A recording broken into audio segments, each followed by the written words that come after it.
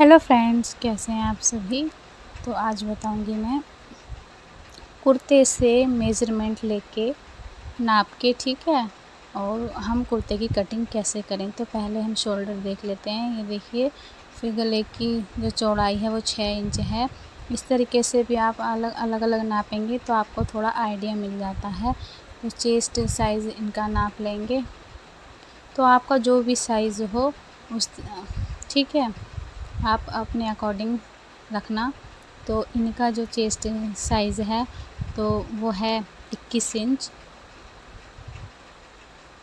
22 inch है chest size इनका, और इनका हिप साइज़ है 23 इंच। तो चाक भी आप देख लें, अपने से ना बनाएं। एक बार मैं गलती कर चुकी हूँ, क्योंकि एक कस्टमर के बहुत ही ऊंचे चाक थे, तो मैंने सोचा ये तो कुछ ज़्यादा ऊंचे लग रहे हैं, तो मैंने 1 इंच उनको नीचे कर दिया। 12.5 थे तो मैंने 13.5 कर दिया, तो उधेड़ के मुझे फिर से ठीक करना पड़ा। तब से मैं अपने खुद से कुछ भी नहीं करती हूँ, जैसे कस्टमर का होता है उतना ही मैं रखती हूँ, क्योंकि हम अच्छे के लिए कर रहे हैं और बाद में हमें ही उधेड़ के ठीक करना पड़े, बिल्कुल भी अच्छा नहीं लगता है। तो इस बात का आप भी ध्यान रखें। तो शोल्डर मैंने ले लिया है इनका 6.5 इंच, आर्म होल भी मैंने इनका ये इधर से मैं जो है इसमें कोई भी वो प्लेट्स डाल के नहीं बनाऊंगी। ओवरऑल मैं इसमें गैप दूंगी प्लेन कपड़े का, ठीक है, क्योंकि इसकी लंबाई भी मुझे कम करनी है और चौड़ाई भी मुझे कम करनी है। तो इस तरीके से तो 6.5 इंच मैंने आर्म होल ले लिया है, 6.5 इंच ही मैंने शोल्डर ले लिया है, ठीक है, जो भी इनका साइज़ है तो वो रख लिया है। अब एक बार आप ये मार्क करके एक बार चेक कर लें कि इनका जितना भी आर्म होल है वो पूरा हैवी या नहीं। कम है तो थोड़ा नीचे को, मतलब 6.5 है तो 7 कर लें, अगर ज़्यादा हो रहा है तो 1/2 इंच कम कर लें। तो इस तरीके से ये देखिए, थोड़ा ज़्यादा हो रहा था तो मैंने कम कर दिया है, ठीक है। इस तरीके से आपको भी कर लेना है, क्योंकि हमें शोल्डर के अकॉर्डिंग ही बनाना होता है ना, हर किसी का अलग अलग पहनने का तरीका होता है। तो आप खुद से ना करें, आपको जितना जितना दे रखा है उनके कुर्ते का उतना ही लें तो ज़्यादा बेटर है। अगर बोलते हैं ना कुछ कस्टमर कि आप खुद से ही रख दो शोल्डर या फिर मेज़र कर लो, तो एक तो होता है बताने का तरीका फ्रेंड्स, और एक होता है कि नब्बाने का, ठीक है। नब्बाने की भी एक अलग अपनी वो होती है, क्योंकि उनको कुछ कस्टमर को यही नहीं पता होता कि हमें रखवाना कितना है, ठीक है, फिटिंग कितनी सही रहेगी। वो फिर पहले तो बोल देते हैं कि आप अपने ही अकॉर्डिंग रख दो, अपने ही हिसाब से, फिर जब रख देते हैं तो भी उनको नहीं समझ में आता है भाई। तो जो भी हो आप पहले उनसे फ़िक्स कर लें कि आप जितना बोलो मैं उतना रखूँगी, ठीक है। अगर 19-20 का होता है तो आप कम ज़्यादा कर सकते हैं बाद में, ठीक है, लेकिन ज़्यादा अगर दिक्कत आती है तो वो कस्टमर की गलती है, आपकी कोई गलती नहीं है। या उन्होंने जो कुर्ती दे रखी है, ठीक है, आप या तो उनसे आप मेज़रमेंट के लिए आप उनका सूट ही ले लें तो ज़्यादा बेटर है। तो ये फ्रंट पार्ट की कटिंग हो गई है, तो अब करते हैं बैक पार्ट की कटिंग। मैंने बिल्कुल इसको एकदम बिछा के रखा है, ठीक है, कोई एक्स्ट्रा नहीं रखना है, बिल्कुल बराबर रखना है। तो ये मैं बनाने वाली हूँ बिना तुरपाई के कुर्ता। इसका फ्रेंड्स आप वीडियो में देखना, मैंने गला किस तरीके से तैयार किया है, बहुत ही सुंदर लग रहा है ये, और लंबाई चौड़ाई दोनों ही कम हो गई हैं। तो आप भी इस तरीके से बना सकते हैं, तो बने रहना पूरी वीडियो में। तो ये देखिए, मैं मेज़र कर रही हूँ क्योंकि मुझे पूरा ही बराबर रखना है। इस तरीके से मैं कट पहले नहीं करती हूँ गला, मैं बाद में ही पट्टे लगाकर कट करती हूँ, पहले कभी नहीं करती। जो गले कढ़ाई वाले होते हैं उसमें कभी भी मैं पहले कट नहीं करती हूँ, ठीक है। तो बैक पार्ट की भी मैं इस तरीके से अब कटिंग कर लूँगी। जितना उनका बैक पार्टी का गला था 6.5 था, तो मैंने 7 रखा है, जो रेडी 6.5 तैयार रहेगा। ठीक है, इस तरीके से कट लगा दें तो फिर आसानी होती है। तो दोनों पार्ट की कटिंग भी हो गई है। मैंने चाक की भी मतलब फोल्डिंग के लिए कितना मुझे छोड़ना है उसकी भी कटिंग कर ली है, और आर्म होल की भी कटिंग कर लूँगी। तो ये हो गई है कुर्ती पूरी कंप्लीट कटिंग। अब आते हैं स्लीव्स कटिंग करने के लिए। तो ये देखिए स्लीव्स इनकी मैं 6 इंच रेडी रखनी है, तो 1.5 इंच मैंने जो है फोल्डिंग के लिए छोड़ा है, 3.5 इंच पे मैंने मार्क किया है डाउन के लिए। ठीक है, तो ये देखिए इस तरीके से जितना भी आर्म होल है आपको उतना आर्म होल रखना है और उसी शेप में गोलाई दे देनी है। ठीक है, इस तरीके से एक गोलाई और दे देंगे, और जो पहले दी है वो फ्रंट पार्ट में जो फ्रंट की साइड आएगी वो गोलाई। ठीक है फ्रेंड्स, तो ये देखिए इस तरीके से स्लीव्स की भी कटिंग हो गई है, सॉरी मार्क हो गई है, कटिंग करूँगी। तो बहुत ही सिंपल है स्लीव्स कटिंग भी। अब देखिए ये बस 2 पार्ट आपको उठा लेने हैं और ये कट भी लगा देना है, ताकि हमें सिलते टाइम आसानी रहे। फ्रेंड्स, आपने और भी वीडियो में देखा होगा, नहीं देखा है तो जो मैं और वीडियो में देखना गला बनाने की, मतलब किस तरीके से पट्टी लगाकर गला बनाएं। तो जो मैं थोड़ा कपड़ा ज़्यादा लेकर इसको देखिए इस तरीके से मैंने ये कपड़ा लिया था। ठीक है, आप जोड़े भी लगा लें, अगर कपड़ा कम होता है, मैंने भी जोड़ लगाया है।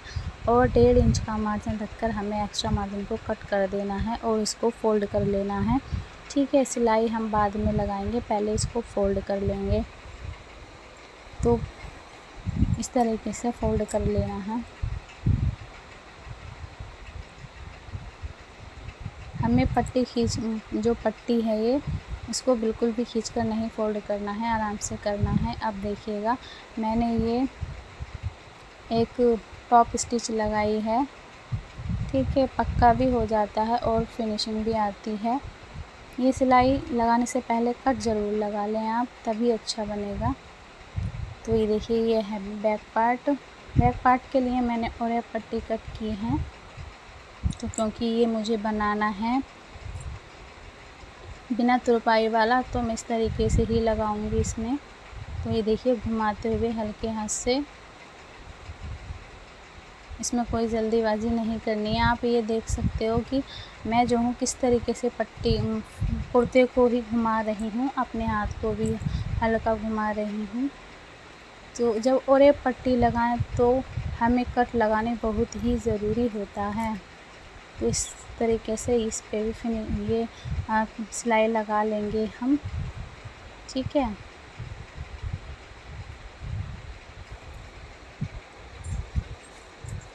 अब देखो शोल्डर जोड़ने से पहले मैंने फ्रंट पार्ट का जो नेक है वो बिल्कुल रेडी कर लिया था। ठीक है, बैक पार्ट का कर लूँगी, चाहे तो आप फ्रंट पार्ट का रेडी कर लें, चाहे आप बैक पार्ट का नेक रेडी कर लें पट्टी। ठीक है, फोल्ड करके। तो अगर पट्टी आपकी पीछे वाले की चौड़ी है तो आप पीछे वाला बाद में फोल्ड कर लें पट्टी।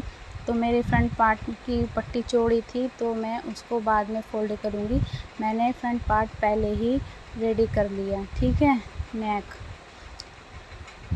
तो ये देखिए इस तरीके से इस शोल्डर को ऐसे जोड़ लेंगे। आपको जब जोड़ें तो इस पट्टी को देखना थोड़ा सा, ठीक है, हल्का सा 1 सूते का गैप छोड़ना है, क्योंकि जब हम पट्टी फोल्ड करेंगे तो उसके ऊपर ना चढ़े। ठीक है, सिलाई के ऊपर सिलाई ना चढ़े, इसीलिए थोड़ा सा 1 सूत का हमें गैप देना है। तो देखिए इस तरीके से ये पक्का कर लेंगे। आप देख सकते हैं मैंने 1 सूत का पैर दिया है, मार्जिन छोड़ा है। ठीक है, तो इस तरीके से आप जोड़ेंगे तो शोल्डर में बहुत फिनिशिंग आती है। ठीक है, जो धागे वगैरह हैं वो नहीं दिखते हैं। तो इस तरीके से बाद में आप सिलाई लगा लें। तो इसको तो वैसे भी मुझे क्योंकि ये कढ़ाई वाला है तो मैं इसको मतलब सिलाई नहीं लगा पा रही हूँ, किनारे से ही लगा रही हूँ।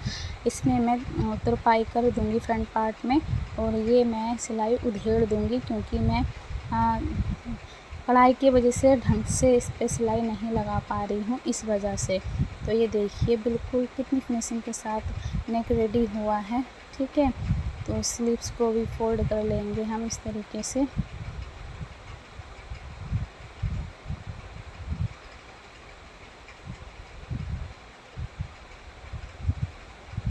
जो कपड़ा थोड़ा ऐसा होता है ना, पहचानने में दिक्कत होती है, तो मैं कट करते टाइम ही उसको राइट और रॉन्ग का मार्क कर लेती हूँ ताकि मुझे पहचान रहे। ठीक है, तो अक्सर मेरे साथ ऐसा हो जाता है, तो बाद में बड़ी दिक्कत आती है। देखो, चाहें तो आप हाफ़ हाफ़ करके स्लीव्स अटैच कर लें, या जिस तरीके से मैं पूरा मेज़र करती हूँ गोलाई में, फिर मैं पूरा ही गोलाई में सिल देती हूँ। मैं हाफ़ हाफ़ करके कभी भी नहीं सिलती हूँ स्लीव्स। ठीक है, मैं इस तरीके से ही अटैच करती हूँ। और हाँ फ्रेंड्स, अगर जिस कस्टमर को गोल, ठीक है, बंद स्लीव्स लगानी होती है जैसे फिटिंग करने के बाद, तो जैसे कस्टमर की चॉइस हो आप उस तरीके से स्लीव्स अटैच करें। तो मैं ज़्यादातर इसी तरीके से अटैच करती हूँ। कस्टमर भी मेरे पास ज़्यादातर ऐसे ही आते हैं, कोई गोल स्लीव्स वाला नहीं आता है। तो ठीक है, अब कर लेते हैं हम फिटिंग।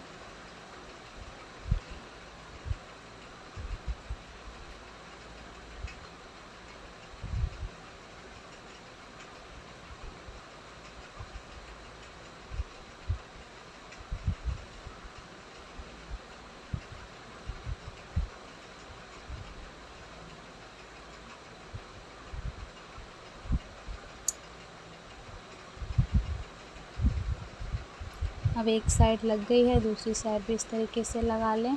और ये बॉर्डर पट्टी दे रखी थी, ठीक है, तो ये फ्रंट पार्ट में मैं लगा रही हूँ। जब आप बॉर्डर अटैच करें ना, तो आप इसकी चाल को बड़ी कर लें, बड़ी बखिया कर लें, तब फिनिशिंग आती है। नहीं तो छोटी बखिया में दिक्कत भी होती है और थोड़ा ना एकदम फिनिशिंग नहीं आती। बॉर्डर कभी भी जो मोटा बॉर्डर हो, ठीक है, पतला नहीं, जैसे बनारसी टाइप होता है उसमें नहीं, बॉर्डर भी अलग अलग आते हैं। जैसे इसमें पाइपिंग भी बनी हुई है, तो मैं हमेशा बड़ी चाल पर ही बॉर्डर अटैच करती हूँ। जैसे, और वरना तो जैसे आपकी चॉइस, आप जैसा चाहें। तो इस तरीके से झोल नहीं आनी चाहिए। मैं बार बार चेक करती रहती हूँ, ये मेरी शुरू से ही आदत है। ठीक है, अब मैं इसको चेक कर लूँगी दामन को भी, ठीक है ना। और जो पीछे का जो बैक पार्ट का जो ये है ना, तो इसको मैं फोल्ड कर लूँगी, ठीक है ना। तो इसमें भी मैंने कोई एक्स्ट्रा पट्टी नहीं लगाई है, पतला ही मोड़ा है मैंने, क्योंकि ज़्यादा मार्जिन भी नहीं था और मुझे ये पक्का भी रखना था, ठीक है ना। तो ये मैं चाक फोल्ड कर रही हूँ।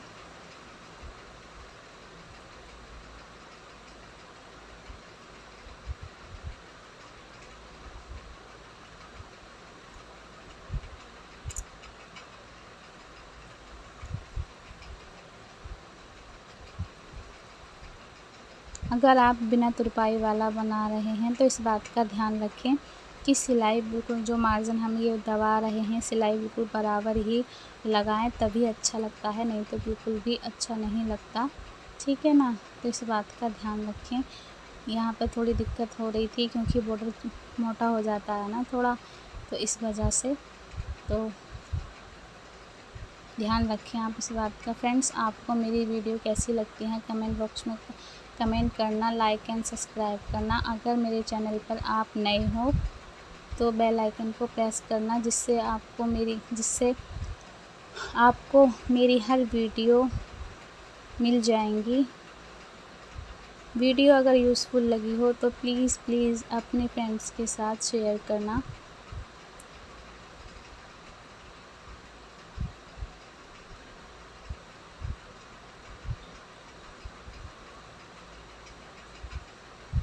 बिल्कुल हमें बराबर रखकर ही फोल्ड करना है फ्रेंड्स।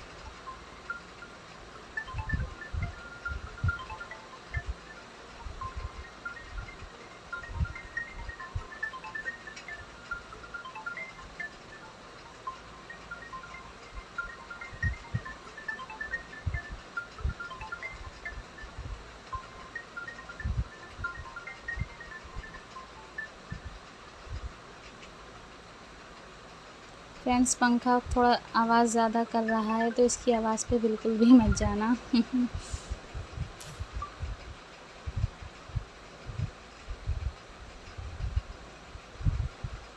देखिए इस तरीके से हम अगर फ्रंट पार्ट के इसको मिला लेते हैं तो कभी भी हमारे छोटा बड़ा नहीं होता है। तो मैं तो इस तरीके से ही सिलती हूँ। ये है इसका final look. Thanks for watching my video.